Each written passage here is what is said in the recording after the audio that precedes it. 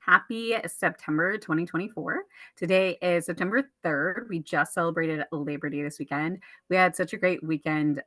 We got to go to the drive in one more time as a family and invite friends, which was super great. It has been a bittersweet summer as our oldest has been home from college. So, his first summer home from college. And so we were trying to soak in all the things. So, our oldest, too, will not be going with us. Our oldest is in his second year at Ethnos 360 Bible Institute, and he will be doing aviation missions. And our second just landed his first full time adult job. And so he's super excited about that. It's full time, full benefits, all the things. It's quite amazing. He's 17 and he has full health and dental and 401k and PTO and paid holidays and all of these things. So he just got paid for Labor Day yesterday and didn't have to work. So that's awesome. And so he'll be super busy while we're gone. So those two oldest boys will be home. So we're super excited that Gage has got a job. Basically, it was kind of his dream job, and the Lord just opened a way where I didn't know there would be a way. So that has been super exciting to see him take great pride in working long days. But yeah, so we went to the drive-in this weekend and got to watch a kids movie together and spend time with friends. And so everything that we did, so we like to do the drive-in, we like to go swimming at certain places, we like to go to hot air balloon festivals, which are always fun. And so this time it was just bittersweet knowing that it'll be a while before we get to do these things again as a family, and that was our last summer all together for a while. And we're not really sure what that will look like when we come back. So with the program being 2.5 to 3 years, it could be quite some time. And so yeah, who knows what that'll look like, but we're trying to soak in all of those family memories as we can. And so it was a very good holiday weekend, and worked on house projects to get things in order as we move. And yeah, so we are super excited that last time I looked, we're at 36%. So we went from 25% to 36% in 1 month.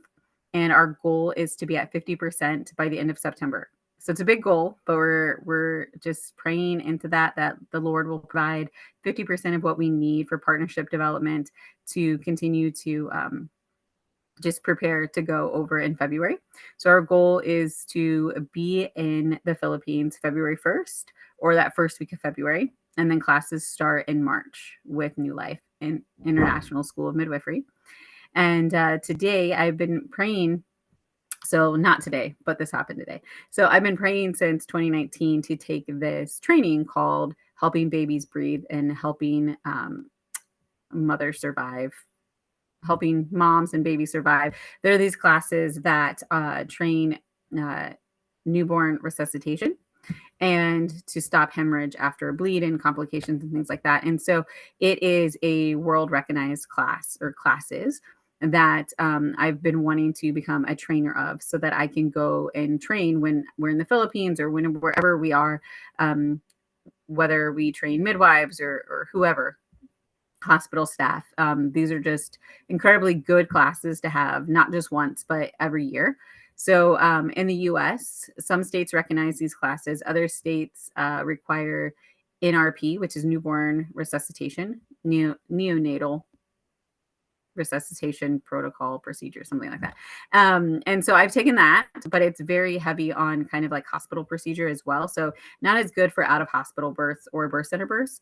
So I've heard great things about helping babies breathe, and I'm super excited to become a trainer. Like I said, I've been wanting to take this course since 2019, and there is this amazing training being offered in Libby, Montana, with an awesome midwife, and she will be teaching these classes so that you can be a trainer of these classes and then take them wherever. And alongside of that, we'll do skills like blood draws, IVs, sutures, hands-on scenarios, all the things. And it is specifically designed for missions midwifery. And so it's even better than the course that I thought I would take. That I've tried to take a couple other times, but it just didn't work out. This is a different organization and specifically for missions and midwifery. And so I'm super excited. I get to go for 2 weeks next month. So I get to go for 2 out of the 3 weeks, and then I'll come home And following that, my sister and her husband will be here. I just have one sister from Phoenix, Arizona for 2 days. And this might be the last time we see them, most likely the last time we'll see them before we go overseas. So that's also very bittersweet. Yeah. So kind of a big month coming up. So this month we have also some other bittersweet moments, I guess. We have our local fairs, so Austin Days and Bluffton Street Fair, and those are just nostalgic local fairs that we like to take part in. And then our daughter will have her birthday, and she's trying to plan something super epic because it'll be her last birthday again for several years with her friends. And so that's really kind of what the month of September looks like. And I have a midwifery client, or I have a midwifery thing that I'll tell you about later happening at the end of this month as well. And then I have one doula client this month, and she might be my last client for the year. And I'm just so excited that the Lord left that window of opportunity open in October to go and take this training, which I've known about for a long time, but I couldn't figure out the logistics of being gone for 3 weeks. And so going for 2 weeks is a lot more manageable with everything going on as we continue to partnership develop, as we continue to get our house in order, literally and figuratively, to be able to go overseas and school the kids and all of the things. And so, yeah, so then October, I'll be gone the 5th through the 19th, out in Montana near Glacier National Park, which sounds amazing. I've never been there. So I'm super excited for that opportunity to hopefully get to go over to the park and see that as well. And so September and October are super busy. At the end of October, we also have another birthday. At the beginning of November, we have another birthday. And then it will be the holidays. And again, getting together, seeing everyone, and getting all the things finished up. My husband works for FedEx. So between Thanksgiving and New Year's is what we call peak. And they work 6 days a week, and I really don't really see him. The only time he comes home, eats dinner, and goes to bed. And then on Sundays, he wants to sleep, of course, because he's worked 6 very long days in a row. And so we're trying to navigate that and all the things that we'll have to get done at the end of the year while he also does peak this one last time. So just a lot going on in the next several months, and 5 months, right? So September, October, November, December, January, 5 months until we launch. Like I said, we hope to leave that first couple of days of February, last couple of days of January, whatever works out flight wise. And so, yeah, it's getting closer. So our prayer requests really are the same, to continue to have opportunities to meet with new donors, potential churches, to have some meetings with small groups or Sunday schools to be able to just share. And I wanted to share this because this kind of was something that the Lord really spoke to me this last week while I was doing partnership development. And it's a hard thing for me, and I know a lot of people, to sit down and make this all work as far as inviting people to join your ministry. And it's really like wearing your heart on your sleeve because you just have such a heart and passion for what we're doing.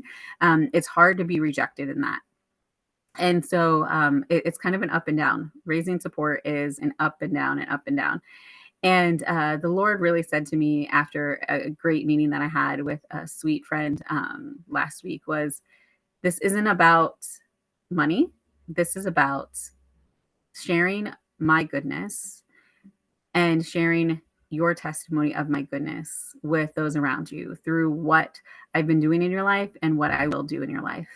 And it was a real just shift of, this isn't asking for money as much as it's sharing the testimony of just what the Lord has been doing in our lives, and why we're doing this, and inviting others to be a part of such an amazing opportunity.